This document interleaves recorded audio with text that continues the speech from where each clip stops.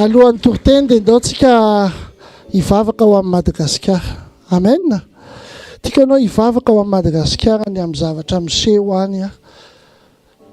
Hivavaka mba ahazo fahendrena tsika vahoaka malagasy a. Hivavaka tsika ho an'ny firenentsika. Asandrato ny feonao a dia mivavahinao amin'ny Madagasikara. Raha io ianao ilay rainay tsara indrindra. Eto amin'ny fanatrianao zahay androany tompo ary ho aiza moa izay nitodika raha tsy any aminao. Fantatray tompo fa ianao no mpanao lalana. Misy lalana avy any aminao Andriamanitra. Mivavaka izay ho an'ny Madagasikara sy ny hoaviny ho an'ny vahoaka malagasy tompo. Satria eo am-pelantananao zahay. Ianao no Andriamanitray. Rainay izany an-danitra. Hitodo manokana Madagasikara sy ny vahoaka malagasy. Hitodo ny ankonana tsirairay avy. Indrindra ireo izay manompo anao. Tompo a, mino anao zahay. Ary mahatoky tanteraka anao zahay. Halleluja. Halleluja. Halleluja. Amen. Ozy izy ny ten'Andriamanitra amin'ny Tesalonianina toko 5:7 Tesalonianina voalohany hoe mivavary aza mitsahatra. Amen. Andaontsika hivavaka ho an'ny fiangonana sy ny fitombon'ny fiangonana. Halleluja. Asandrato ny feonao dia andaontsika hivavaka. Raha eo amin'ny anara maheranao Jesosy a, no mbola ametranay ny fiangonanao eo am-pelantananao. Ary ireo fiangonana kristianina rehetra maneran-tany. Andriamanitra tsara indrindra. Okenao ny ampitombo ny fiangonanao. Omeo hery zahay, omeo fahaiza-manao zahay ihany koa. Omeo fahasoavanao zahay. Fa tompo omem-boninahitra ianao sy ny anaranao. Oka hitombo ny olom-bavonjy Andriamanitra. Indrindra eto amin'ity Maorisy ity. Misaotra anao zahay. Amin'ny anara maheranao Jesosy, nanaovanao izany vavaka izany. Halleluja. Mbola hitoy hivavaka tsika, andaontsika hivavaka satria ny rahan'Andriamanitra pasteur mba anangana ny fiangonana saina eto Maorisy. Andaontsika hivavaka hoe mba ho totoso izany. Izany ny sitrapon'Andriamanitra. Mba ho totoso izany, mba betsaka amin'ny malagasy voavitra. Halleluja. Ny fanomponan'Andriamanitra tsy resaka client. Halleluja. Zay mahatonga any mivady foana izay fiangonana kristianina rehetra te hipetraka eto dia ampianay foana arak'izay azo atao. Halleluja. Satria ny zava-dehibe dia ny olom-bavonjy. Halleluja. Ka andaontsika hivavaka hoe tompo mba ho totosa hoe hitoetra eto Maorisy ihany koa ny fiangonana saina. Halleluja. Ho voninahitra irery ihany. Asandrato ny feonao dia andaontsika hivavaka. Raha eo amin'ny anara maheranao Jesosy a. Mitalao aminao zay tompo a. Mba ianao ny hanokatra varavarana ho an'ny ministera ny saina Andriamanitra. Fantatrao tompo, fampiralaza ay amin'ny asa fanompona. Eny, mpirala mandrakizay. Mandra-piavinao ary mandrakizay tompo. Ka mivavaka ao Andriamanitra. Amin'ny mampanomponao anahy mivavaka izay fiangonana ato amin'ny SI tompo. Mba toetra eto Maorisy ihany koa, mba hitsangana eto Maorisy ihany koa tompo ny ministeran'ny saina. Batahinao pasteur sy ny ankonan'Andriamanitra izay nandatena nanao sakrifisy ho akaty a Maorisy Andriamanitra noho ny amin'ny fahitana izay avany aminao. Misaotra anao Jesosy a ny amin'ny fanohananao. Ara sitraponao izany tompo a. Dia aok'izay hifaly hitanjany fanatotsanjany. Halleluja. Amen. Amen. Amen. Tsara ny tompontsika daontsika hiteka dia afaka mipetraka. Afa-tsy ny korala eo ihany daholo a. Halleluja. Halleluja. Tsara ny tompo e. Aleo ny korala mba hiara hitory-teny amiko eto. Sa tsy izay? Satria misy lalana izay no maniny hoay. Nasarotra ny zava-misy hanao lalana ho izy no meta tanany fiainako ka isan'andro efaly aho izy anomana lalanao Halleluja fantatro fa misy lalana ho anao e Halleluja ataovy mafy ny alleluja anao e ataovy le alleluja manakatra plafond e ataovy alleluja manaka-danitra e Halleluja andatsika hitehaka mafy a tsara ny tompontsika e tratra soa ianao aloha amin'izao volana oktobra zao ary andro voalohany ny volana oktobra androany amen tiako iarabanao mihitsy ny namanao akaikinao hoe tena tratra soa amin'ity 1er oktobra ty hoe velona soma tsara ianao a faly a mahitanao Halleluja Halleluja isaky ny voalohany volana moa itsika dia misy ny atao hoe mof dedication zany mof dedication zany dia fanolorana an'ilay asifo mozika kely eny tsy manino amin'ilay fanolorana an'ilay volana ho an'Andriamanitra ary misy lohahevitra manokana izay jerentsika resaky ny voalohan'ny volana androany moa volana oktobra mino aho fa ity fotoana ity no alefantsika en live Halleluja sokafo ny baibolinao amin'ny Romanina toko 1:12 amin'ny anara manokana an Jesosy Kristy tompo Romanina toko 1:12 milaza toy izao hoe ary koa raha masina ny santatra dia masina koa ny vongany ary raha masina ny fakany dia masina koa ny sampany ary raha masina ny andro voalohany masina daholo ny andro manaraka Halleluja Halleluja oka koa ny bateria teny rehefa mba tenitsika Halleluja ary eo amin'ny Josoa toko voalohany 9:9 miteny hoe oka tsy ala amin'ny vavanao ity boky lalana ity fa saintsaino andro aman'alina hitandremanao anao arak'izay rehetra voasoratra eo ary amin'izany dia alavorary ny lalanao ianao sady ambinina amen tamin'ny volana lasa tao dia inona moa ny lohahevitra momba Jesosy Kristy mombanao ve Jesosy tamin'iny volana iny nanomboka mombanao izy fa mombanao mandrakizay izy Halleluja za aloha tena faly mihitsy ny saotra an'Andriamanitra ary faly miona aminareo mba nandehandeha tany Chine tany zahay Halleluja mba nahita panda amen mba nahita panda ny tolona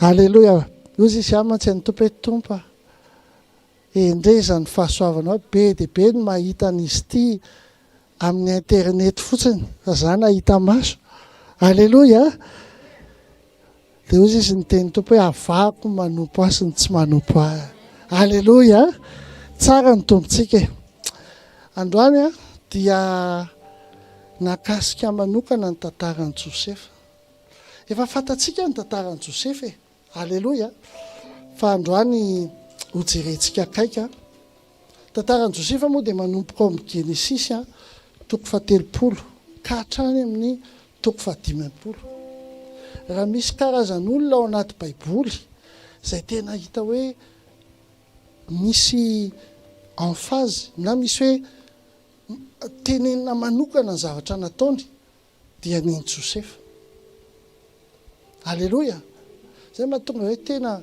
mialatra any amin'ny Genesis toko 30 ka hatrany amin'ny Genesis toko 15 mbola any amin'ny testamenta vaovao ihany koa mbola misy ny anarana atao an'izany atao hoe Josefa zany Halleluja nefa Josefa tsy afaka baka satria tsy haiko hoe maternelle plus firiny ny Josefa fa zao mbola tsaroana androany Josefa Halleluja Halleluja tsara ny tenin'Andriamanitra amen Genesis toko 7:30 andininy 2 ho an'izay tsy malala moa zany dia i Josefa zanaka Jakoba natao hoe Israely. Nisy kambana tamin'ny Jakoba, dia iza ilay kambana tamin'ny Jakoba? Esau. Dia Esau nanome inona? Fisokiana tamin'ny Jakoba. Fa apitaka ihany aloha. Fa i Jakoba ilay tena tiany mamany. Sa tsy zay? Na enfant préféré an'ny mamany zany Jakoba. Ary zao ny tantaran'i Jakoba. Rehefa 7 taona Jakoba, 7 taona 70 ans zany, dia niara 7 taona Josefa azafady. Josefa 17 ans. Zay.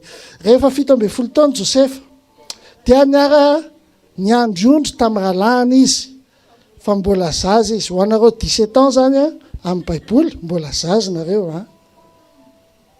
Zay dia ianao j'ai 17 ans, j'ai 18 ans, efa lehibe mbola zaza zany. Dia tamin'ny zanaky Bila sy zanaky Zilpa vadin'i Jakoba rainy. Ary inona? Vakentsika ary inona?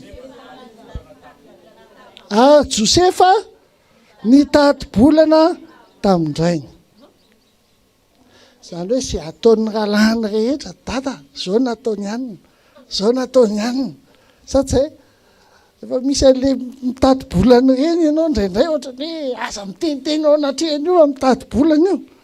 Sa tsy zay? Toizantsika ilay izy. Genesis 37:3-4. Ary tiany Israely mihoatra ny zanany rehetra Josefa satria zanaky ny fahanterana izy ka nanaovany akanjo lava. Eto aloha zany dia miteny antsika ray aman-dreny. Nanomboka tary amin'ny Rakely vadiny Jakoba ilay fitiavany zanaka manokana. Zay dia lasa nanaranaka. Dia teo ny rahalahiny Josefa rehetrarehetra fa i Josefa ny préféré any dadany. Sa tsy zay? Dia nanaovany akanjo lava. Dia nomeny an'ilay akanjo lava teo anatrehan'ilay rahalahiny rehetrarehetra. Zany hoe ilay ngam-pitady-bolana ity zany no nahazo faveur. Sa tsy zay?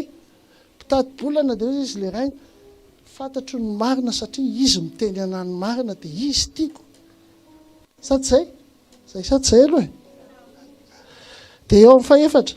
Ary no nitany rahalahiny fa Josefa ny tiany rainy mihoatra noho izy mirahalahavy dia nankahala azy izy ka tsy nahazaka atao teny tsara taminy.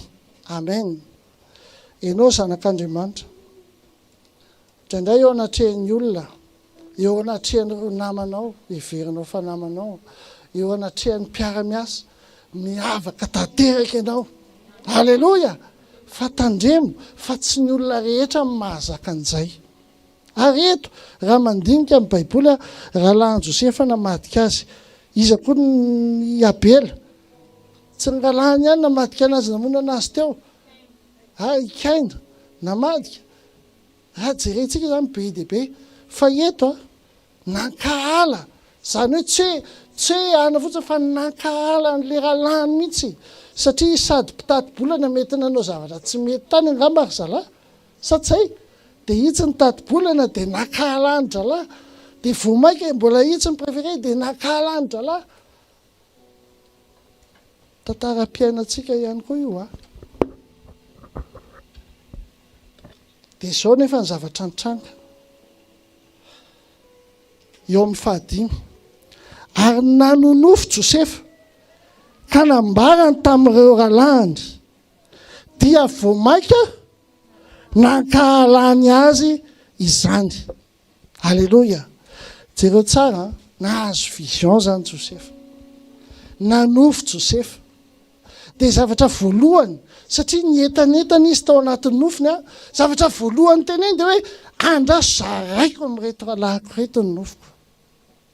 Nefa ny ao am-pon'ilay rahalahiny rehetra efa mankahala azy. Zay lesona ny fiainana zany rehefa misy vision men'Andriamanitra anao, rehefa misy nofy men'Andriamanitra anao ka mbola tsy tanteraka dia aza zarazaraina aloha. Sa tsy zay? Aleloia, amin'ny Jesosy zaraina, Jesosy za te hanao an'izao, za te hanao an'izao, za te hanao an'izao. Ary marina mihitsy n'izany. Raha misy zavatra tianao atao nge tonga dia zarao ilay zavatra tianao atao hoe fa dia ho hitanao fa feno sakana mety tsy totosa akory ary.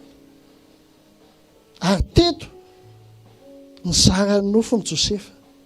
Io nofony io matoa, ny nofy anankiray matoa tadidy amin'ny antsipriany dia tsy nofony dikan'izay fa fahitana avy amin'Andriamanitra. Aleloia. Nofy mantsy ianao manofy dia adinonao daholo ilay nofinao tonga amin'ny maraina dia naray ianao zany tonga maraina mivavaka ianao dia ok, normal ianao zay. Tsy mivavaka ianao fa dia mandeha ohatran'ny kisoa fotsiny maka any am-piasana. Tsy haiko koa ny kisoa ngamba mety mivavaka e. Zay. Zay ndika hoe mivavaka rehefa vao maraina alohan'ny andehanana miasa e. Amen. Satria ianao kristianina. Aleloia. Nahazo vision teto. Fa rehefa ohatra ka nahita nahare an'ilay vision reto ralàna. Le vision moa dia hoe le varinareo 12 ankohaka eo anatrehako. Misy kitana 12 akohaka. Zalahy nefa 12. Zay dia ay io mpitati-bolana io sady io efa nomeny raitsika fa ino moa izy teo miangatra ny dadantsika mbola atsika ihany koa ny akohaka eo aminy. Andao asaitsika mandeha amin'ny toerana iray. Nasain-dralahy andao niandriondry lavitra be. Dia rehefa niandriondry lavitra be dia satria moa ny dadany Jakoba te hafantatra hoe inona ny zavatra ataon'ny renidralahy reny ihany.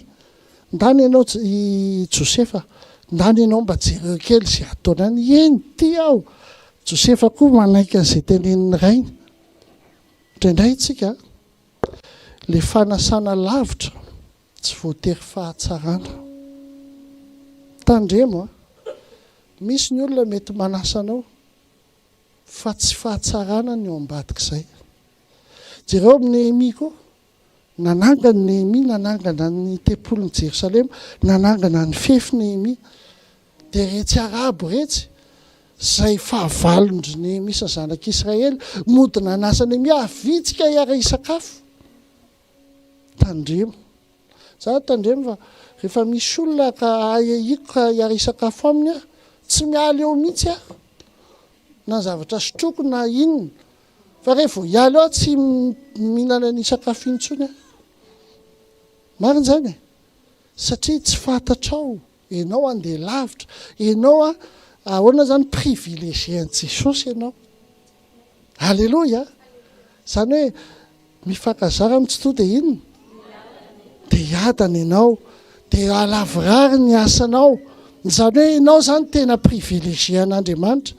Misy nefa ny olona tsy privilégié an'Andriamanitra. Ary ny ahitanao anazy manenjika ny fiangonanao foana, manenjika ny fivavahanao foana. Ianao vavabavaka io, ianao fiangonanao io, rehefa izay ny zavatra amin'izao dia tsarovy fa misy fahavalo ambadika. Aleloia. Tsara ny tomba. Genesis 37:23. Ao tsara ve ny chorale? Venony osotra ao Jesus. Venony osotra ao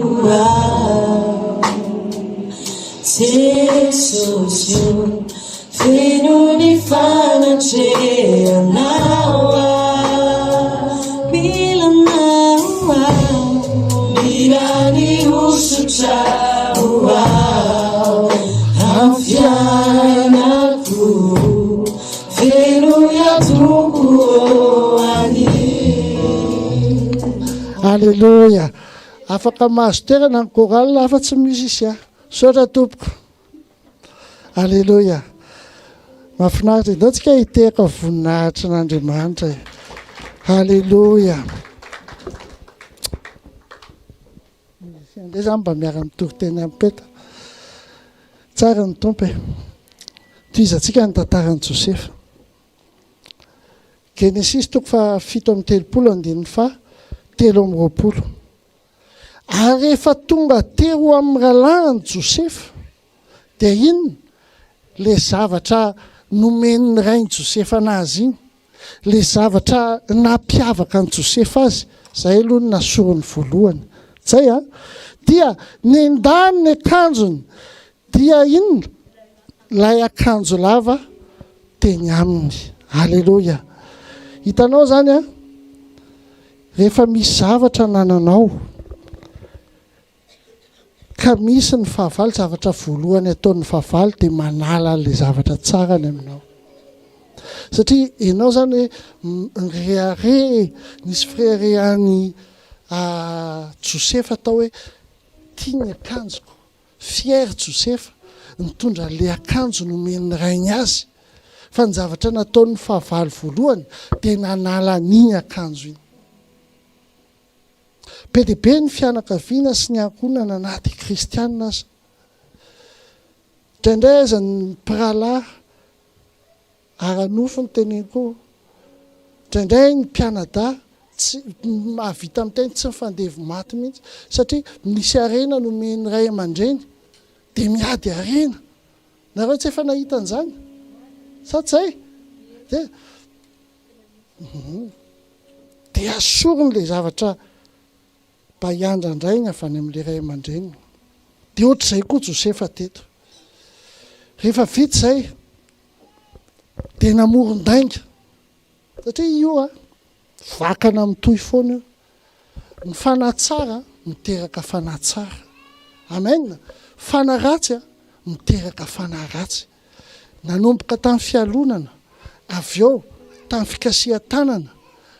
Josefa moa nalefa tany naty lavaka mihitsy raha ny tena marina. Zay dia inona ny tenentsika le raintsika? Andao andainga, nalainy ny akanjo Josefa, nataony tany naty rahana osy, dia tonga teo amin'ny rainy. Dia ahoana izy ry zalahy? Ary nalain'ireo rahalahy ny akanjon'i Josefa, dia namono zanak'osy izy ka nanotsobohany tamin'ny raha ny akanjo. Eo amin'ny 31 zay. Dia any amin'ny 33 dia ozy izy Jakoba, aiza ny zanako, aiza ny zanako? Dia nahita n'le akanjo i Jakoba, dia fatany ka ozy izy hoe akanjon'ny zanako efa lany biby masika izy, voaviravira tokoa Josefa. Nanahelo ny rainy, nanahelo tanteraka ny rainy. Lasa iza ny zanako izy izy. Tsara hotsika nefa fa zao fahitana rehetra dia avy amin'Andriamanitra. Avy any amin'iza? Avy amin'Andriamanitra. Josefa zany atao hoe fahitana zany dia tahaka ny voromahery ny masonao. Haleloia. Tahaka ny voromahery ny masonao. Zany hoe misy zavatra hitanao, misy perspektiva na misy toerana anankiray hitanao. Matetika moa amin'ny teny foana hoe voromahery dia mahita le ala, dia mahita le lalana eny amin'ny ala. Fa ny akoho inona ny hitany? Ny hazo. Ny akoho mahita ny problema rehetra eto ambonin'ny tany. Zay tsy lalana ny hitany, fa le hazo be dia be ao anatin'ny ala ao, satria ambany ny fisainany. Zay tsy mahatakatra izy satria ny tenin'Andriamanitra tsy fantany. Zay voromahery ery ambony hoe mahita. Josefa teto efa fantany le nofiny fa avy amin'Andriamanitra. Sa tsy zay? Zay sa tsy zay aloha Dia toizatsika ny tantaran'i Josefa amin'ny Genesis 7:30 ary 9:1-3. Ary Midianita nivarotra ny Josefa tany Egypta tamin'ny Potifara, tandapany Farao sady mpifehy ny mpiambina. Zavatra niseho zany. Nanofy Josefa, nahazo nofy mahafinaritra, nahazo vision mahafinaritra. Mety ianao koa mahazo vision tsara be. Amin'ity taona ity zao ny zavatra iseho, amin'ny heritaona zao ny zavatra iseho. Fa inona ny zavatra tena niseho teto? lasa andevo any Egypta izy Josefa. Ny olona akaiky aminy teo ihany namadika anazy, lasa andevo tany izy, namidy tany. Toizatsika ny tantaran'i Josefa. Vakianao amin'ny Genesis 3:30 ka hatramin'ny 15. Fantatro Josefa fa nanana vision izy avy amin'Andriamanitra. Ary ahoana ny nahafantarantsika hoe fantany fa avy amin'Andriamanitra io. Ary fantany koa fa mila arovany io vision io. Amen.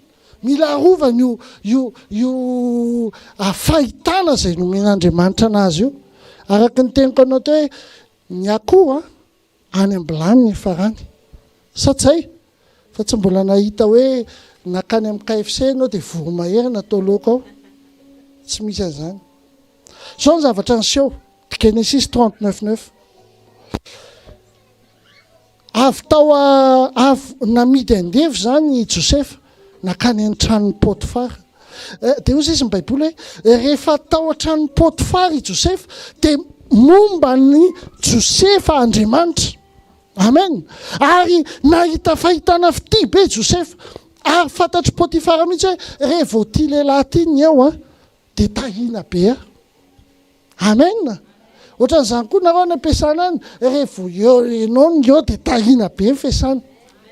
Halleloja. Fantatry Potifara zany. Ary hozy izy Potifara hoe zao ianao daholo na mpandraketiko nato amin'ity tokantranoko ity. Satria rehefa eo ianao tena mandroso tsara daholo. Nefa izy andevo amin'io. Zay dia jereo ny tenin'ny Josefa teo anatrehan'ny vadin'ny Potifara. Jereo tsara, enoy. Tsy misy lehibe noho izao amin'ity trano ity. Amen. Izy nefa andevo. Ianao zao afaka miteny amin'ny patronao tsisy lehibe noho zato amin'ity orinasa ity. Halleloja. Rehefa miaraka amin'i Jesosy ianao dia azonao tenenina zany. Ary tsy misy zavatra naharovany amiko afa-tsy ianao ihany, satria vadiny ianao. Koa ataoko ahoana nanao zany ratsy lehibe izany ka hanota amin'Andriamanitra. Halleloja. Tsy niteny izy tety hoe hanota amin'ny Potifara, fa miteny izy hoe hanota amin'Andriamanitra. Matoa io zavatra io re olona. Nitenen'i Jesosy dia izao teneniko anao, ny zavatra ray izay manimba ny anjara voatendry dia fitsangajangana. Aza diso ianao. Na dia manana anjara voatendry ngeza-piara ianao, raha teo i Josefa nilatsaka. Tsy lasa praiminisitra Josefa, fa tany am-pigadrana ny efa rany dia mba tany am-pigadrana. Fa niaro teny izy. Tenenina manao tandremo ny vadin'ny Potifara hoe. Misy nge olona vao maly izy miteny avady, allô chérie, za mety tsara miasa be manahoana ny akizitsika. Ao tsara. Nefa izy miaraka amin'ny vehivavy hafa. Tandremo potika ny aveniranao. Be dia be ny olona tokony efa ho avy tety efa manarivony. Fa indray mandeha ny toriteny tany a Grand be tany amin'ny plage. Za koa zao izay tenenin'Andriamanitra amiko dia izay ny teneniko. Satsay natao hijoro eto hiteniny marina fa tsy natao hijoro mendrofendro. Zay satsay. Pastera, dia ahoana moa zahay zany amatona ny ety ny vadinay any tsy fantatra izy miseho. Zay ve tsy mahafaka mahazo na vady anankiray ary. Ndana makany amin'ny afo be aho. Tonga dia lalana autoroute makany amin'ny afo be. Satria izay ny Andriamanitra dia izay anisan'ny zavatra tsy tian'Andriamanitra ny fitsangajangana. Halleloja. Rehefa te hivady amin'ny anankiray ianao dia dana mivady amin'ny anankiray. Alay vady koa izy. Fa aza mitsangajanga. Tsy hain'Andriamanitra miteny mafy an'izay. Misy olona ato mitsangajanga. Tandremo ianao fa vehita ny aveniranao raha mbola mitohy izany. Alleloia. Fa eto Josefa niala ny vadiny Potifara izy. Eritrereto zany hoe vadin'le patrony teneny za ny lehibe noho ianao ato. Sady zay ke dikany hoe za ny lehibe noho ianao ato fa zao azoko atao io fa tsy ataoko. Satria le patron le vadinao teny hoe ianao rery tsy azo kasihana ato. Za koa tsy hanao an'izay satria ratsy be ao anatrehan'Andriamanitra zany. Vita zay tsy faly le vadiny Potifara satria io nge hitanareo zany ny mpangalatra tsy teny mihitsy hoe zany nangalatra. Zay na ny mpandaika tsy teny mihitsy hoe zany nandainga. Satria ny fanahy rehefa fanahy tsy milamina dia misy ny atao hoe fiebebona ao anatiny. Ny manetry tena nefany nino masandratra. Zay mahatonga an'Andriamanitra foana miteny hoe mibeba e. Zay mifona ka tsao alohan'Andriamanitra. Amen. Sy ny fahamarinany. Alleloia. Mbola hita izy zao fa inona zavatra nitranga. Tsy faly ny vadiny Potifara fa izy koa ty andevy ty. Zamba belle ihany. Zamba nanao makiazy ihany. Zamba nanao an'izao ihany. Zay dia za ataony an'izao andraso anaovako vengeance. Zay zay ny nazo an'i Josefa. Po lasy Josefa. Ale simple nakany an'inona? Nakany ampigadrana. Zay. Rehefa tany ampigadrana nefa Josefa. Amin'ny hevitrareo ve nitatakolako Josefa tany. Nitomany hoe tena ty ampigadrana ry olona. Zay ve nataon'i Josefa? Ozy izy ny Baiboly. Tany ampigadrana ihany koa dia momba ny Josefa Andriamanitra. Amen. Ary rehefa momba ny Josefa Andriamanitra dia iny nahazo fahitana fity tamin'ireo mpiambina ireo Josefa. Nahazo fahitana fity tamin'ireo mpiara-mifatotra azy ireo Josefa. Alleloia. Jereo tsara le faveur divine zany tsy niala tamin'i Josefa mihitsy. Ianao ninona zany sedra lehanao.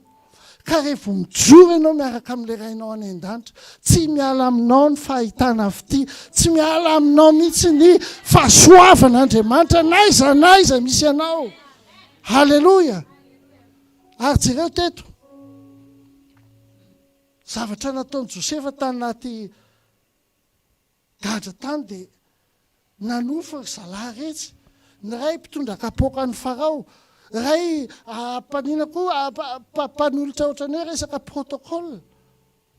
Dia nanofa ry zalahy dia tsy fantana hoe inona dikan'ilay nofy. Dia Josefa nanazava n'ilay nofy. Dia hitanareo jereo tsara ny asan'ny fanahy masina. Ianao rehefa misy vision men'Andriamanitra anao amin'ny alalan'ny nofy, dia omeny ihany koa ianao don anankiray hamatatra ny dikan'ny nofy rehetrarehetra. Alleloia. Alleloia. Zay mahatonga ny ato amin'ny Korintiana voalohany toko 4:17-20 miteny hoe raha misy miteny amin'ny fiteny tsy fantatra.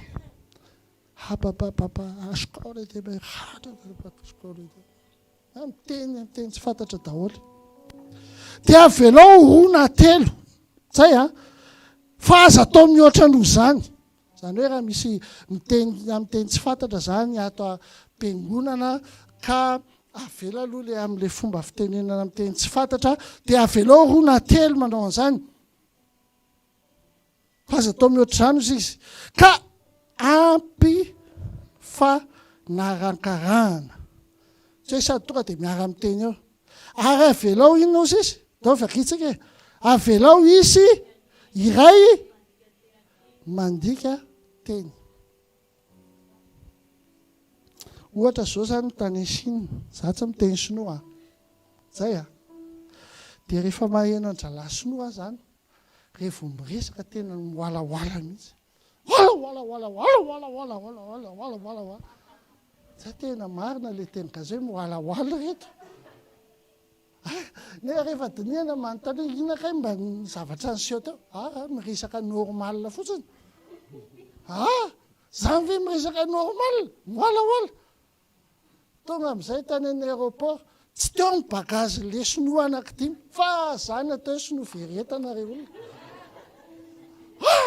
eritrereto hoe za ty a zalahy ery amin'ny parking le ry fa ianao zalahy tany hoe sinoa veretana zay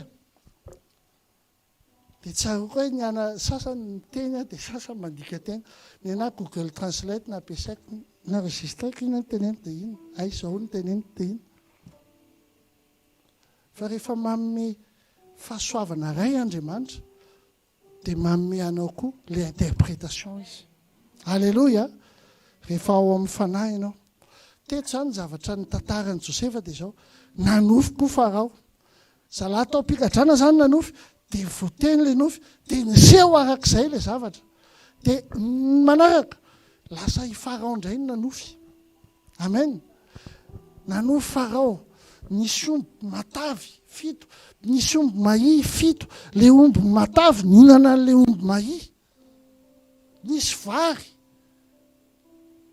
sasany namokatra sasany tsy namokatra anaky 7 gaga Farao fa inona ary zay tenako anao rehefa tadidinao le nofy dia vision zay kanefa ny Farao tsy nisy fanan'Andriamanitra dia tsy nahafantatra ny dikan'le izy amen nampanatsoina daholo ry dadarabe sy mianakavy natsoina daholo ry zalapahay scientifika rehetra aza vao ny dikan'le nofy tsy nisy nahay na ny ray aza ny dikan'le nofy satria tsy taho amin'ireny ny fanan'Andriamanitra amen dia teo amin'izay le anankiray tany ampigadrana tany zay restauré moa ny fonction dia teny hoe misy olona ray any fa hebreo mahalala ny dikan'ny nofinao izy manana ny fanan'Andriamanitra alleloia jereo tsara tsy noho ny fahaizany Josefa miandry zay tsy noho ny hoe i Jakoba natao hoe Israely niona mivantana tamina anjely fa noho ilay fahasoavana napetraka-Andriamanitra tao anatin'ny Josefa le hoe nahazo vision dia mahay mandika an'le vision le nofy zay no nahatonga anazy teo anatrehany izy Farao ianao koa nge misy zavatra napetraka-Andriamanitra tao aminao misy voa apetraka-Andriamanitra ao aminao aza tsintsinyavy ny voinina kely ary satria mety iny nahatonga anao eo anatrehan'ny mpanjaka alleloia alleloia zay nahatonga ny Josefa teo anatrehan'ny Farao ary rehefa teo anatrehan'ny Farao Josefa tsy nanome lanja ny tenany izy fa ny tena izy zao lay Andriamanitra ko no mampahalala ny nofinao ka ambaro ana fa raha tiana dia ho ambarako aminao ny zavatra tedaviny alleloia eo mahadiso any rehetra hoe dadarabe sy ny rehetrarehetra za mahalala ny avenir anao sa inona koa moa ilay dadarabe vazaha reny le voyance inona horoscope inona mandoava vola dia ohatray tsy any mahalala ny zavatra rehetra alleloia misy fotoana mandeha miaraka amin'ny olona misy ny olona manakatsa zany dia io dia ah bon oui alors tu es quoi je suis quoi comment moi je suis lion moi je suis capricorne toi tu es quoi ah bon tu es un lion là toi biby zany ty anatrehako ty za zanak'Andriamanitra zao zavatra niseho avy eo alleloia teneny Josefa tamin'ny Farao le nofy hainy Josefa tanteraka satria fanan'Andriamanitra ny fieny tao amin'ny Josefa alleloia ozy izy amin'izay Farao Genesis 41:39 ary ozy izy Farao tamin'ny Josefa satria efa nampahafantarin'Andriamanitra anao zany rehetra zany dia tsy misy lehilahy manan-tsaina sady endry tahaka anao amen rehefa eo aminao fanan'Andriamanitra tena tsy maintsy vakivava amin'izany ny olona. Alleloia. Na inona positionao na inona positionao mpamafatrano fotsiny ary ianao, fa rehefa ao aminao fanan'Andriamanitra dia tsy maintsy miavaka ianao. Alleloia. Dia inona nataon'ny Farao? Nesoron'ny Farao ny peratra tamin'ny tanany, ka nataony tamin'ny tanany Josepha dia nampitafiany rongony fotsy majinika izy ary nasiany rojo volamena ny voziny. Amen. Tonga ny fotoana nanandratana an Josepha amin'izay. Tsy noho ny fahaizan'i Josepha fa noho le fanan'Andriamanitra tao aminy, araka ny tenin'i Zakaria 4:4-5 hoe tsy noho ny amin'ny herinao, tsy noho ny amin'ny tanjakao, fa noho ny amin'ny fanahiko izy Jehovah Tompo. Alleluia. Zay mahatonga anay mivatana ndanynao ataovy manaova décoration, manaova an'izao, manaova nareo ve tsy mieritreritra afaka telefonena nge olona anankiray fotsiny manana entreprise mahataovy ny décoration ça coûte 1200 roupies dia ataony décoration arak'izay tiavanao anazy sa tsy zay any na hoe mamafatrana amin'ny vide robot tsy amin'ny antsika tsy amin'ny namoty LG dragon électronique des robots manadio an'io. Fa manina ndaotsika re olona anao satria mila voaka le vo ao anatinao. Alleluia. Alleluia. Mila voakanao le talenta ao anatinao. Ito zao misy rahalahy mipetraka fotsiny amin'ny tsy mitendry gitara. Tokony mitendry gitara izy amin'ny herinandro ambony. Aza mitodika any nareo. Alleluia. Alleluia. Avoay le talenta ao anatinao satria iny fahasoavana iny no ametrahan'Andriamanitra anao ery amin'ny lohany ery. Alleluia. Jereo tsara ny tantaran'i Josepha e. Alleluia. Ary i Farao tamin'i Josepha, zany Farao, raha tsy teninao dia tsy hisy olona hetsika ny tanany na ny tongony eto amin'ny tany Egypta rehetra. Amen. Eritrereto hoe andevo Hebreo ary tsy Egyptianina akory fa tonga dia hoe tsy misy mahazo mihetsika raha tsy izy no miteny. Alleluia. Azon'Andriamanitra tao tsara ao amin'ny orinasanao zany. Tsy misy mahazo mihetsika io raha tsy ianao no miteny. Alleluia. Tsara ny tompontsika e. Ataovy hoe tsara ny tompontsika e. Alohan'ny fisandratany Josefa nefa tadidio tany amin'ny Potifara izy, zahana toetra tany amin'ny Potifara izy, tany anaty lavaka izy, zay tany am-pigadrana izy, zay alohany. Raha hijereny Jesosy Kristy tompontsika koa tsika dia izao ny zavatra anseho. Alefatsika. Ary ao amin'ny Matthieu 7:19-20. Ary vao natao batisa Jesosy dia niakatra avy tamin'ny rano niaraka tamin'izay izy. Ary indro nisokatra tamin'ny lanitra ary hitany fanan'Andriamanitra nihidina tahaka ny voromailala ka nakeo amboniny. Ary injao nisy feo avy tany an-danitra nanao hoe ity ny zanako malalako izay sitrako. Amen. Jereva ao anaty baibolinareo Matthieu 3:16-17 io. Fa vao vita io batisa io. Raha ny tena marina zany vao vita io vision. Ity zanako malalako. Ity zao feno hery. Amen. Zay ny vision. Za zanaky ny tompo. Alleluia. Tokony handeha tsara daholo ny zavatra rehetra. Tokony hampifaly daholo ny zavatra rehetra. Zay. Fa zao ny zavatra nitranga. Tahaka ny Josefa ihany, nahazo an'le vision Josefa, nahazo an'le manteau Josefa. Zay, tokony handeha tsara daholo ny zavatra rehetra. Fa zao ny zavatra nitranga. Zay tsara tamin'i Jesosy. Jesosy feno ny fanahy masina dia niverina avy tany Jordana ary nentiny fanatany ny hevitra 40 andro izy ho zahatoetra. Jereo tsara. Vao vita amin'ny batisan'i Jesosy, tonga dia nalefa ny hevitra nona tany 40 andro. Zahatoetra. Ohatran'izany koa tsika indraindray. Misy nofinofitsika. Misy zavatra omen'Andriamanitra anao. Nefa ny zavatra miseho ao tsy le eritreretinao fa mety le mifanohatra amin'le eritreretinao mihitsy ary. ny tena marina. Tsy hainao rery nandalo an'izany. Tenena manao tsy hainao rery nandalo an'izany. Halleloja. Fa rehefa nijoro koa Jesosy, tahaka ny Josefa, nijoro, tsy nanaiky niditra tao anatin'le marimary tsiraisana. Tsy nanaiky nandany tenin'Andriamanitra. Inona ny zavatra nitranga amin'izay? Eo amin'ny Luka 5:7 amin'ny 30 miteny hoe ary ny ely tany amin'ny manodidina rehetra ny lazany. Halleloja. Tahaka ny Josefa koa, nitsangana izy lasa prime ministre izy.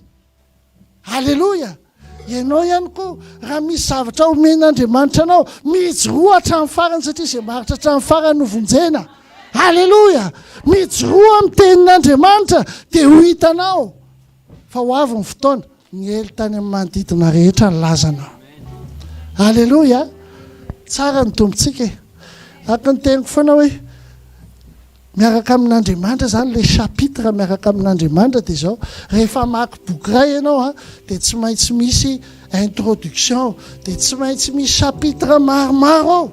Satsay fa tsy any amin'le chapitre maromaro ny ahitanao ny faran'ny tantara. Satsay fa any amin'ny conclusion any amin'ny farany. Ohatr'izay koa za mantsy mpanefy atiako tenenina aminao le izy. Ary io zany tena tompo fa endrenao mihitsy mikay ty zavatra ty. Hitanao zany rehefa manefy dia nareo zao ny vehivavy ny ankabetsahana zany dia misy peratra tsara tarehy. Izany efa nahita peratra tsara tarehy aloha mba tsangany tana. Efa nahita daholo ve? Ada misy sasany tsy nanangatanana, tsy nahita peratra tsara tarehy zany. Halleloja. Dia hitanao izao amin'ny anina io amin'ny ankavanana io misy peratra tsara tarehy. Satsay fa zao za mpanefa miteny anao alohan'ny hatongavan'io peratra tsara tarehy mangirana tsara io, zavatra voalohany ataonay mpanefy dia zao domainanay amin'ny hafa aloha ilay volamena. Zay atsonga ary rehefa misy petina maintimainty asiana produit chimique vao mainka atao mafimafy le afo babadio tsara le volamena. Dia ohatr'izay koa peratra tsara tarehy ny efa rany tantara fa zao amin'ny voalohany tsy maintsy misy afo masedraina aloha. Manana confiance aminao koa ny Andriamanitra hitazona ny hatramin'ny farany ve ianao? Halleloja. Hijoro an'io projet anao io ve ianao hatramin'ny farany? Nieritreritra ianao hoe anao bâtiment na 5 étages rehefa miala eto Maurice tsy maintsy mahavita trano 5 étages any Madagasikara. Mandeha ny fotoana nefany ianao nefa lasa ohatrany misy trosa zany. Hitazona hatramin'ny farany ve ianao? Hijoro araka amin'Andriamanitra hatramin'ny farany ve ianao? Aza miova sao dia hitendray ianao hoe andeha ho ataoko un étage indray angapitiana 0,5 étage fa le zavatra moa nandalo Covid ohatrany tsy ho vita amin'Andriamanitra. Rehefa miteny Andriamanitra vitanao io be dia be nge ny teny an-drala mpianatra retsy ireo tsy mahavita azy reo tsy nanalabaka tsy nakany amin'ny fariseo reo nianatra any repetera zany zanabaratra mpiady an-tsena zay fa ozy izy Jesosy mahatoky an'ireo dia lasa Jesosy tonga ny anjely tonga ny fanahy masina hatramin'izao tadiditsika ny anaran'izany atao hoe Paoly zany, zany atao hoe Petera zany, zany atao hoe iza Lioka, zany atao hoe Jauna zany. Nefa tsy avanao akory izy fa tadidinao izy, fantatrao izy. Amen. Satria teo Jesosy zay hoe io peratra io donainana amin'ny afo, izy efa vitavita iny azy raha mbola misy zavatra mampanahy mbola donainana amin'ny afo mihitsy ary mbola kapohana amin'ny marito zay vao vita le peratra tsara. Ohatr'izay koa le projet, ohatr'izay koa le fiainana, ohatr'izay koa tsika eo amin'Andriamanitra. Amen. Mila tefena indraindray ny fiainana manefa antsika, indraindray tenin'Andriamanitra manefa antsika fa maneke tefena ianao. Halleloja. Tenena manao hoe maneke tefena hoe za mitefana hoe ny zavatra vita sy ny zavatra tsy vita na succès na ny failures, ina moa ny failures? Hoe zavatra tsy vitanao zany, zavatra tsy fahombiazanao, mpampianatra anao daholo reny. Anankiray ny fotoanantsika, anankiray ny fiainantsika eto ambonin'ity tany ity. Halleloja. Aza mieritreritra hoe za tsy nahavitan'izao. Misy zao sasany zaranga tsy nanana BPC dia za tsy afaka azo toerana tsara. Iza ny tenenao an'izany? Za ty ary tsy mahalala amin'ny teny sinoa. Zavatra haiko fotsiny dia hoe kinlonge ina koa moa ty anina sinoa ty? Huawei zany mba haiko, Huawei vita sinoa. Saka nytonga ny jalamy teny miala hoala dia misy za Huawei. Zay ny haiko telefônina sinoa iny. Nisy koreanina koa niaraka tamiko, zaho amin'ny teny koreanina, fa ianao tsy mahay miteny gasy. Hay, ataovy ary dia zay eno. Samsung, Hyundai. Tenenao zay le teny gasy, tsy mahalala karenjy izy. Halleloja. Tiako tenena aminao e, tsara miaraka amin'Andriamanitra e. Hain'Andriamanitra tao io. Fa mila ianao misy ny fanan'Andriamanitra. Mila ianao manokatra varavarana ho amin'ny fanan'Andriamanitra. Aza manokatra varavarana ho an'ny Satana sy ny fongony zany. Halleloja. Eto manaraka anao Jesosy zay voatenena teo, na any amin'ny arabolanao, na any amin'ny asanao, na any izay misy anao rehetra. Za tena miteny aminao fa na dia mipetraka eo amin'ny trano fisainana ary dia mbola indraindray mivavaka na dia mipetraka amin'ny trano fisainana ary. Halleloja. Zakaria 4:4-5. Tena maly izy ka nanao tamiko hoe zao ny teny Jehovah amin'ny Zerobabela, zao ny teny Jehovah aminao, tsy amikery na mpahatanjana fa mifanako hoy Jehovah tompony maro. Amen. Halleloja. Tena miteny marina aminao za zany nisy hafaliana be isaky maheno adoration zany Jesosiko zany dia tena faran'izay tena tiako. Amen. Dia zao na firenena 5 nalehako nandritran'izay fotoana kely zay, dia anisany firenena nalehako Bangkok. Iza mahafantatra le Bangkok any Thaïlande? Mahafantatra nare fotsiny. Dia any Bangkok any be dia be ny sarim-bavy. Zay dia tsy fantatra ao mihitsy io na lehilahy na vehivavy. Fa le feoany fotsiny tonga dia namporodina be. Zay dia any Bangkok rehefa hoe ianao zany touriste dia makabetsahany olona any hoe ahoana mila massage ve ianao? Sa tsy mila massage? Dia misy olona anankiray namako avy aty nandefa message mihitsy. Ahoana ianao angamba nefa misy massage angamba ianao ao Zany nisy vola. Ny hotely nafinaritra be Zay tsisy olana mihitsiny fa saingy izao. Valiko tsara le olona. Azafady tompoko fa za manana anjara voatendry lehibe ka tsy hamaty tena amin'ny zavatra tsisy dikany ohatran'izany. Halleloja. Ary rehefa niteny an'izay tena tsapako fa faly tamiko Andriamanitra.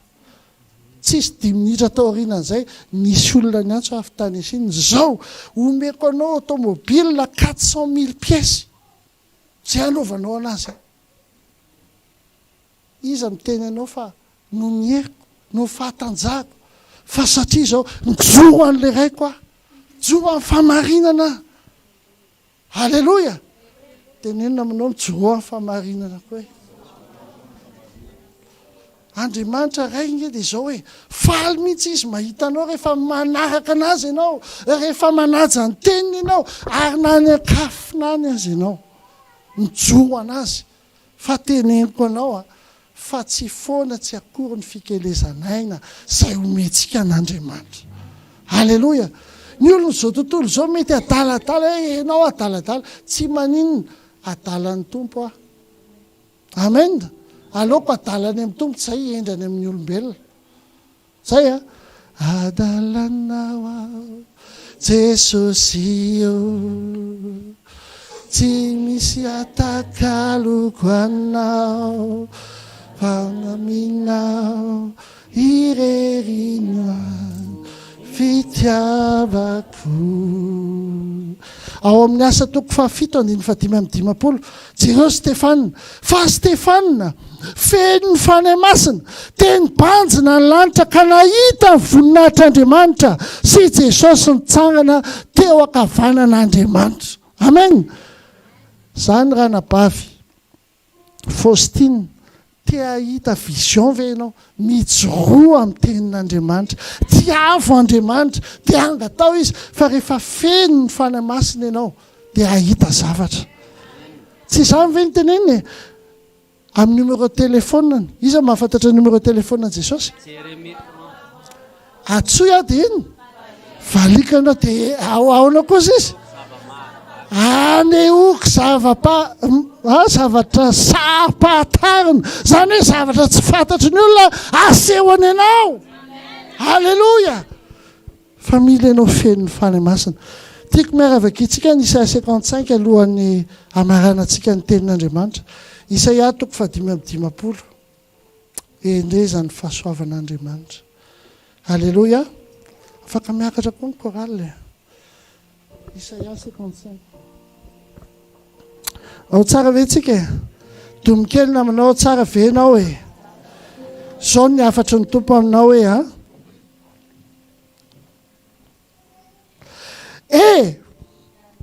Ianareo rehetra izay mangetaheta, makanesa amin'ny rano. Ary ianareo izay tsy manam-bola, avy mividika homana. Eny, avy mivididy vaisy ronono nefa tsy amin'ny vola na makarena. Nahoana nareo ny mandany vola amin'izay tsy hanina, ary ny vokatra ny fisasaranareo amin'izay tsy mahavoky. Mihaino dia mihaino ahy ozy Jehova, ka hano izay tsara, dia aoka iravoravo amin'ny matavy ny fanahinareo. Tenenina manao hoe miravoravo amin'ny matavy ny fanahinao hoe ny vatanao afaka mifadianina fa ny fanahinao ataovy miravoravo amin'ny matavy. Tendrena izy e. Atongo lany ny sofinareo ka makanisa ty amiko, mihaino dia ho vavolombelona ny fanahinareo. Ary ianao fanekena mandrakizay aminareo aho, ataovy amen raha anao zany e. Teny famindrapo matoky nampanantenaina ny Davida. Indro nataoko vavolombelona ho amin'ny firenena izy, ho mpanapaka sy komande amin'ny firenena. Indro firenena izay tsy fantatrao no antsonao, ataovy amen e. Halleloja. Iza zao ny firenena tsy fantatrao? Antanina manao iza firenena tsy fantatrao?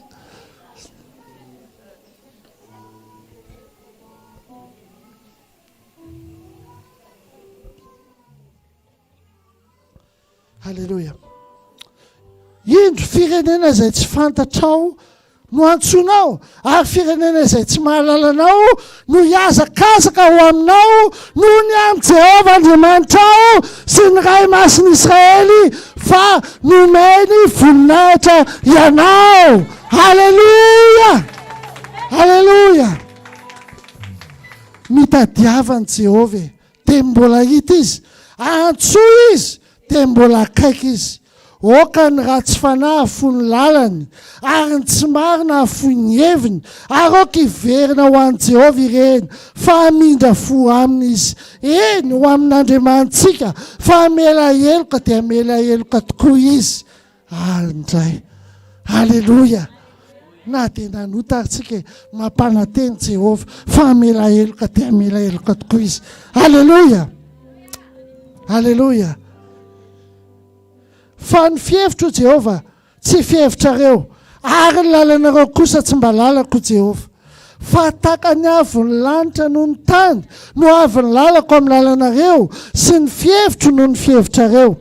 Fa toy ny ranorana sy ny oram-panala milatsaka avy any an-danitra, ka tsy miverina any raha tsy efa nahavotony tany, ka nampaniry sy nampavokatra azy, mba tonga voa amin'ny mpanafy sy anina ho ampinana. Dia ho tahaka izany ny teny izay alohan'ny vavako Jehova tsy hiverina amiko foana izy raha tsy efa mahatateraka izay sitrako ary ambinina amin'izay ampandehanako azy. Halleluja, halleluja, halleluja. Tsara ny tompo e. Ny hafarany tantaran'i Josefa fantatrao, le rainy tomany iny. Halleluja, tomany ny rainy, maty Josefa zanako, fa zao ny zavatra nitranga. Zay fikasan-dratsy rehetra nataon'ny rahalahin'i Josefa, tohatra ny akaran'i Josefa nakany amin'ny maha-prime ministre azy. Halleluja. Zay zavatra ratsy rehetra fahafaly eo amin'ny fiainanao, rehefa mombanao Andriamanitra, avadika Andriamanitra ao zanatohatra hiakaranao zany. Halleluja, halleluja. Dia izao tena faly aho satria io za tompo tsy namelana herery ianao. Tena teneniko anao tamin'ny 15 tonga teo dia za mantsy toky izay nakana tamin'ny tobila hoe matoa tonga 15 izay vao masaka ny sakafo. Halleluja. Teneniko anao raha tsy mahazo teny amin'ny tompo mihitsy aho za tsy teny satsay fa tsara ny tompontsika. Tahaka ny Jakoba teto, Israely, very ny zanany hoe lany biby, fa niverina ny zanany amin'ny maha-prime ministre. Halleluja. Dia izao mbola ho fenony eny vavanao sy oby ny molotrao. Ao amin'ny Joba toko 9 andiny 1:20 teneny namanao hoe mbola ho fenony eny vavanao sy oby ny molotrao. Halleluja. Taontsika hitsangana averentsika izay hoe mbola ho fenony eny vavanao sy oby ny molotrao. Tsy ny tantaranao taloha, tsy izay miseho any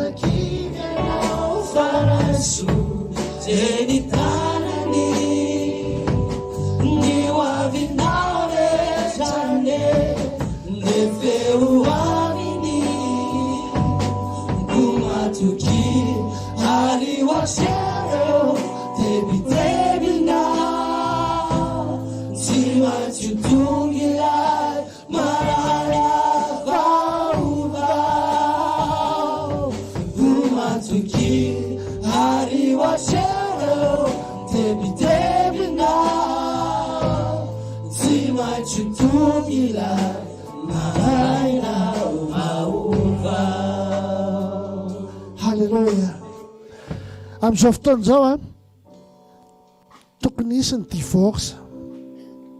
Tenena aminao tokony hisy divorce iseo hoe dia aminao sy amin'ireo fanahy ratsy mampizatra anao ireo. Zay saotra an'Andriamanitra fa ny divorce tamin'ny havan'i Isabelle le paraky sa tsy hay. Misy karazana divorce tokony teneninao. Raha ao anatin'ilay fandehanana any ambanivohitra ianao, tany amin'ny divorce amin'ny any ambanivohitra, makanesa ty andrenivohitra. Halleluja, halleluja.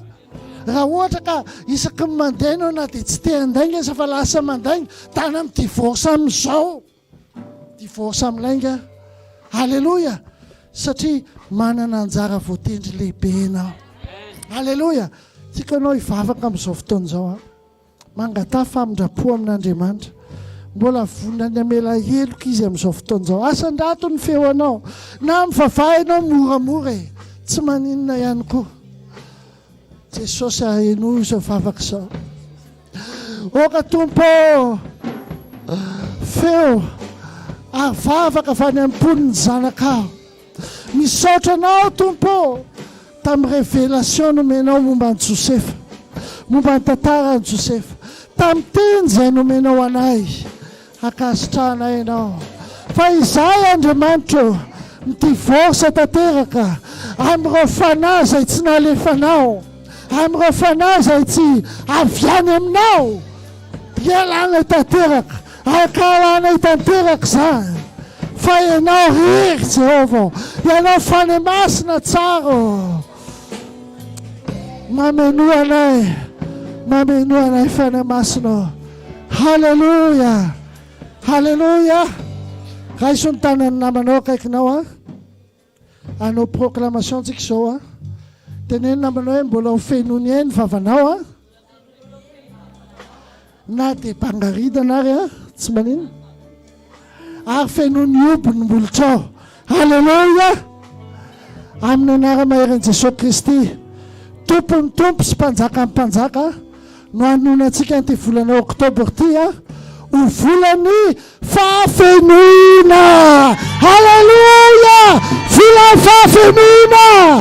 Ho feno fitoeram-barinao, ho feno fanamasina anao, ho feno fahasoavana any amin'ny asanao, ho feno fahitana hafitianao. Volany fahafenoina. Halleluja. Toki arrivatrero debidebinao, tsy maintsy tonga ilay maraina vaovao. Tomatoki arrivatrero debidebinao, tsy maintsy tonga ilay maraina vaovao. Halleluja, halleluja, halleluja. Faly vainao avy amin'Andriamanitra zany tsy hiverina amin'Andriamanitra amin'ny teny raha tsy nahatotosan'izany teo amin'ny fiainanao. Halleluja, halleluja. Tenena aminao hoe ampy izay tsy fahampiana izay hoe fa feno tanteraka hoe feno fany masina, feno herim-bavaka, ary rehefa izay mahafeno anao hoe dia ho feno fahitana fitia hoe halleluja. Arenana fiainana ary fiainana be dia be. Halleluja. Izy aloha mba teo akany ny Chine hijery panda. Amen. Raha za ianao miteny hoe machine dia inona koa mba tianao andehanana? New York dia inona koa? Aiza? Aiza? Any Canada. Anazy aloha le Canada tsy hoe any dia hoany dia anao mpiasa any fa anao touriste any hoe any. Halleluja. Tiako anao hivavaka amin'izao fotoana izao hoe Tompo nandritra n'izao fotoana rehetrarehetra izao tia ny projetako amin'izao volany fahafenoana izao misaotra anao fa ho feno tanteraka ny fahantotosanina ny zavatra eritreretiko. Halleluja. Tahaka ny Josefa, asan-drato ny feonao dia mivavaha ianao. Fotoanan'izao anisy he amin'ny vavanao ny Tompo sy oby amin'ny molotra. O Jehova, tompony maro misaotra anao zay amin'ny anara maheranao Jesosy, ary amin'ny fanatrehanao sarobidy fanahy masina. Ankehitriny izay Tompo mametraka ny projet anay rehetra, momba anay rehetra, ny fiainanay rehetra eo an-tananao, satria raha tsy eo ianao fanahy masina tsara tsy ahavita nininona zahay. Raha tsy eo ianao Jesosy tsy ahatotosa nininona zay. Fa oka ho fentsiky ny vavanay, ho feny obo ny vavanay Tompo, ny molotray ho feny noho ny aminao, satria ianao ilay Andriamanitra mahery mahavita azy. Eny tsy izay miseho an'io akoha no hamaritra ny ampitso, fa ianao ny tompony ampitso Andriamanitra. Ary efa nampanantena anao ianao fa anao fanekena mandrakizay, manaiky anao ho tompo sy mpamonjy zahay, manaiky anao ho Andriamanitra izahay, ary tsisy hafa. Fantatray fa anao lalana ianao, na any amin'ny efitra azy, na isy ranomasina mena azy, ainao manisy lalana Andriamanitra. satria tiana ianao tompo a.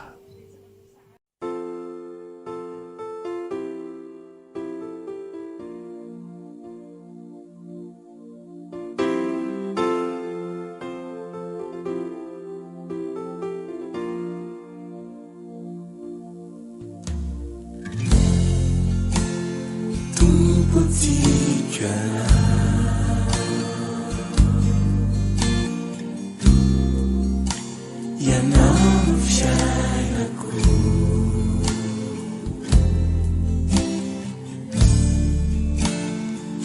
fitfaliny fo,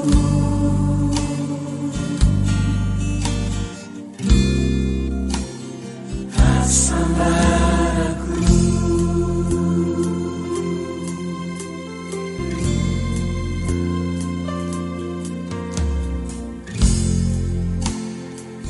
tompotsika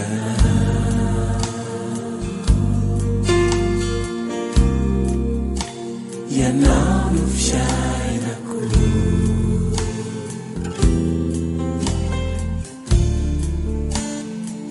fitfaliny fo,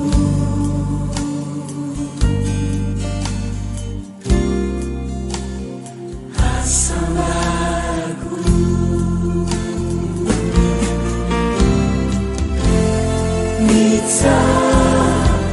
mitsakanawa,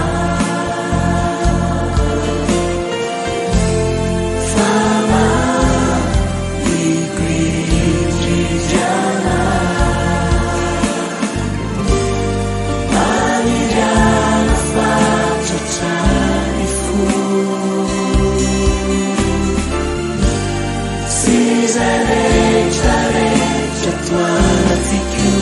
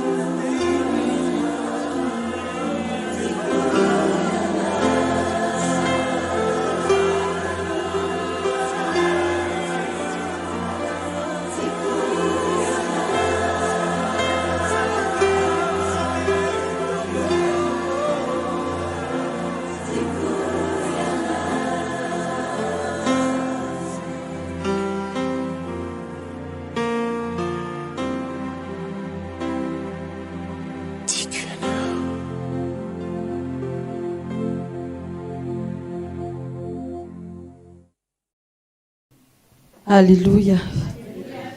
Totsika hitsangana amin'izao fotoana izao misaotra mpanompon'Andriamanitra tombosoa omeny ahafahako mitsodrano anao. Fa alohan'izany mino fa rehefa tonga aty am-piangonana isika vonona zany tsika. Manina? Vonona. Vonona n'inona?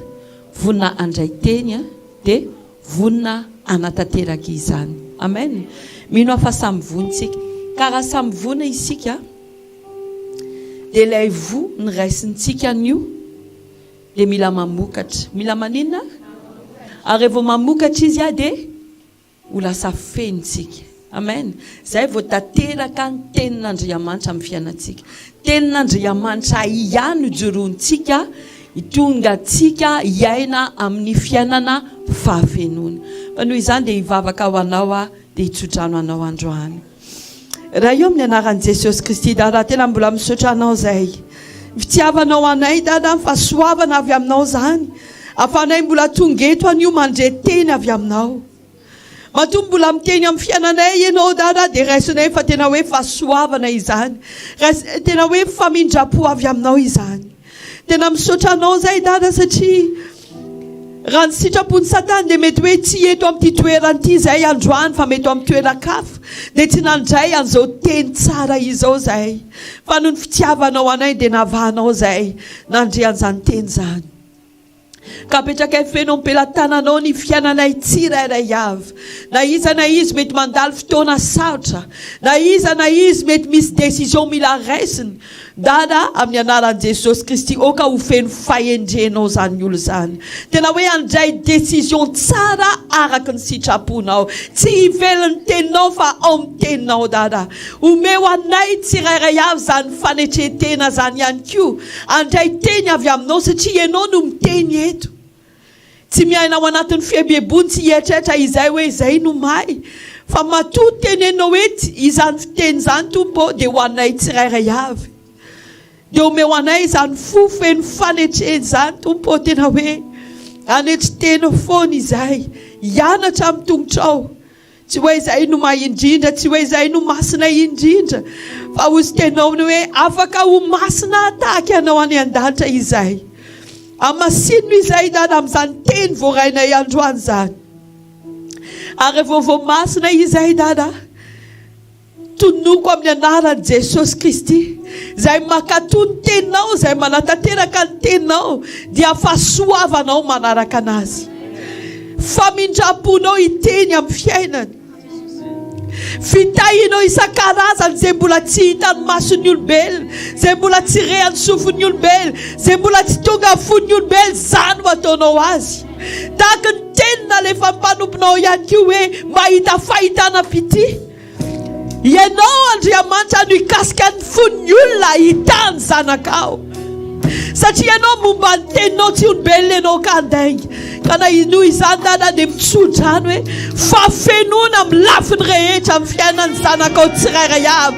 Voalohany indrindra feno fanahinao izay. Feno fanahinao izay. Ideborde hatrany. Ary tonga fitahiana ho an'ny hafa izay. Ao anatin'ity volana oktobra ity. Ary samy verina izay.